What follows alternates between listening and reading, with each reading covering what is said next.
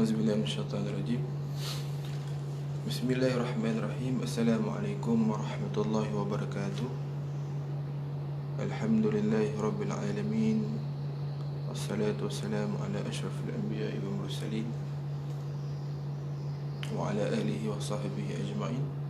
Qala rabbi shrah li sadri wa yassir li amri wahlul 'uqdatam min lisani yafqahu qawli. Alhamdulillah, kita panjatkan setinggi-tinggi kesyukuran kepada Allah SWT kerana dilimpahkan banyak nikmat, nikmat iman dan Islam, nikmat kesihatan. Alhamdulillah, hari ini kita live sekejap sebelum solat Jumaat. Salam Sayyidul Ayyam, salam hari penghulu segala hari.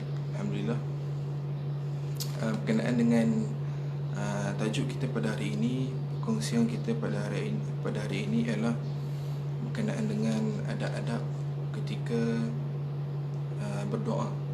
Adab-adab ketika berdoa, yang mana adab-adab ketika berdoa ini telah pun diajar kepada kita oleh Nabi Muhammad SAW, telah pun diajar kepada kita dan juga disarankan di dalam Islam. Maka dalam doa pun ada adab-adabnya, ketika masuk tandas pun ada adab-adabnya, ketika sembahyang pun ada adab-adabnya. Maka insya-Allah hari ini kita akan kongsikan berkenaan dengan adab-adab berdoa. Okey, kita tunggu masuk dulu. Okey.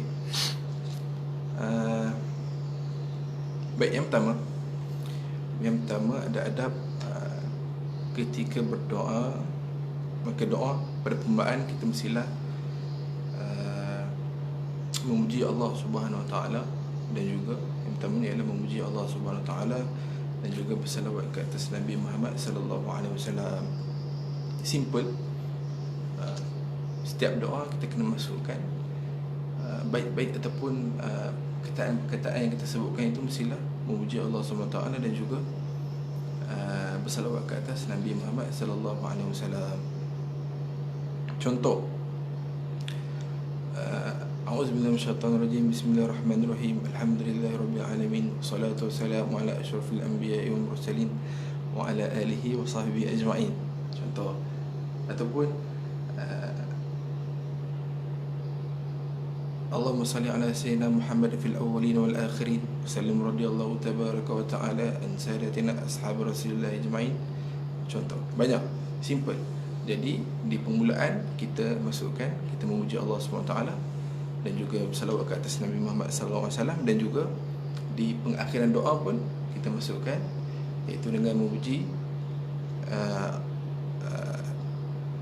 Allah SWT dan juga bersalawat ke atas Nabi sallallahu alaihi wasallam Muhammad wa ala alihi wasallam. Okey, baik. Simple. Baik, yang kedua, maka yang poin pertama tadi kita sandarkan kepada hadis sallallahu alaihi wasallam. Saya baca matan daripada Fadallah bin Ubaid radhiyallahu anhu, berkata Nabi sallallahu alaihi wasallam mendengar seseorang berdoa dalam solatnya dan tidak mengucapkan salawat ke atas Nabi Muhammad sallallahu alaihi wasallam. Kemudian Nabi sallallahu alaihi wasallam bersabda, orang ini telah pun tergesa-gesa. Kemudian baginda memanggilnya dan berkata kepada orang yang tersebut, orang yang baca doa tadi itu, dan juga kepada orang lain.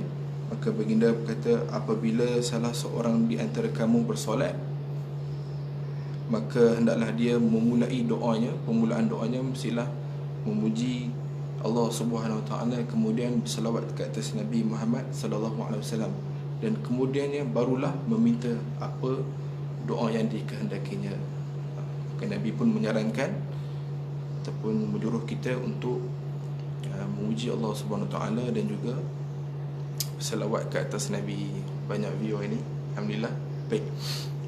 Yang kedua iaitu menghadap kiblat. Kita berdoa mestilah menghadap kiblat, ataupun selepas solat mestilah berdoa menghadap kiblat. Jangan ke kanan, lebih afdalnya menghadap kiblat. Jangan ke kanan, jangan ke belakang, ataupun kalau imam Selalu kita tengok imam dia akan pusing belakang, dia akan menghadap ke para jemaah dia kan, para jemaah dia. Okey, baik. Seeloknya ataupun lebih afdal kita menghadap kiblat. Okey, baik. Yang ketiga iaitu bertetapan masa, iaitu kita mencari waktu-waktu yang mustajab doa. Waktu-waktu yang mustajab doa. Waktu-waktu mustajab doa banyak. Contohnya, saya beri contoh ketika hari Arafah, dah lepas. Ketika hari Arafah, ketika hujan, mustajab doa. Ketika hujan, digalakkan untuk berdoa. Di sepertiga malam, ketika tahajud, mustajab doa. Waktu di antara azan dan iqamah, iaitu orang azan, lepas orang azan sebelum iqamah, sebelum khamat tu, waktu itu antara waktu yang mustajab doa. Dan banyak lagi pada hari Jumaat, hari ini hari Jumaat, waktu mustajab doa. Makna ada pada hari Jumaat ni akan ada satu masa yang Allah Subhanahu Wa Taala akan makbulkan doa hamba-hambanya, tapi kita tak tahu masa bila. Sama ada pagi, sama ada lepas subuh, sama ada lepas Jumaat ataupun sebelum asar, selepas asar, kita tak tahu. Tapi hari Jumaat merupakan hari yang mustajab doa. Maka kalau ada free masa-masa yang terluang, kita manfaatkan, insya-Allah. Baik. Yang keempat iaitu khusyuk, iaitu berdoa khusyuk dan menanamkan niat dalam diri ataupun ketetapan dalam hati bahawa doa itu akan dimakbulkan oleh Allah Subhanahu Taala. Maka kita doa perkara-perkara yang baik, maka dibolehkan, tidak digalakkan ataupun haram berdoa keburukan ke atas orang lain. Tetapi ada doa yang dimakbulkan oleh Allah Subhanahu Taala. Makna kata doa yang keburukan, iaitu contoh doa bagi orang-orang yang teraniaya, doa orang-orang yang dianiaya, maka doa itu akan dimakbulkan oleh Allah Subhanahu Taala. Baik, tetapi seeloknya ialah perkara yang diutamakan ialah bersabar. Contoh, ada orang dianiaya ataupun teraniaya, merasakan diri dia dianiaya, maka semestinya doa orang dianiaya itu akan diangkat oleh Allah Subhanahu Taala. Jadi perkara yang lebih utama ialah kesabaran di dalam hati. Seperti kata sufi, jadilah kita seperti pohon yang berbuah lebat, hatta dibaling sekalipun batu, kita akan membalasnya dengan kita akan mengeluarkan buah-buah yang manis. Okey, baik. Yang keempat, yang kelima, iaitu yakin doa dimakbulkan. Sekiranya kita berdoa, kita khusyuk, kita minta doa itu bersungguh-sungguh, maka minta doa yang bersungguh-sungguh, minta doa supaya kebaikan untuk orang lain, dan yakin bahawa doa kita itu akan dimakbulkan oleh Allah Subhanahu Wa Taala. Okay, selamat datang pada yang baru masuk. Okay. Seterusnya iaitu menghindari daripada berdoa kepada keburukan. Macam saya sebut tadi saya sebut itu kita tidak digalakkan ataupun haram sekiranya kita berdoa untuk keburukan orang lain. Maka dia bergantung pada situasi. Akan ada doa yang dimakbulkan. Contoh lagi saya bagi, sekiranya orang kafir ataupun orang kafir yang berbuat jahat kepada kita, dan seeloknya sebaiknya kita mendoakan supaya orang kafir tersebut diberikan hidayah.